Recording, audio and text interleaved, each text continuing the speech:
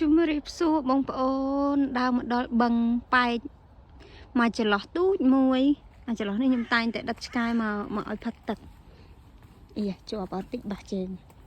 បងប្អូនអ្នកមើលឃើញសារាយនៅក្នុងទឹកអត់ទឹកហ្នឹងវាថ្លាពេកមើលឃើញតាំងពីមេឃក្នុងហ្នឹងអូយនិយាយថាទឹកថ្លាដូចកញ្ចក់អញ្ចឹងចាស្អាតអើយសែនស្អាតបងប្អូននេះហើយដើមឈើគេចាប់ដើមប្រែពណ៌អាខ្លះប្រែខ្លាំងអាខ្លះប្រែតិចតិចអញ្ចឹងណាវាទៅជាលក្ខណៈចម្រុះពណ៌តែម្ដងចាអូយស្អាតណាស់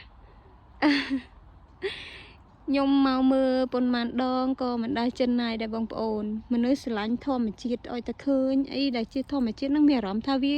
មានភាពស្រស់ស្អាតមានភាពតាក់ទាញធ្វើឲ្យយើងមានអារម្មណ៍រីករាយអីអញ្ចឹងណាហើយបងប្អូនមើលទៅនោះ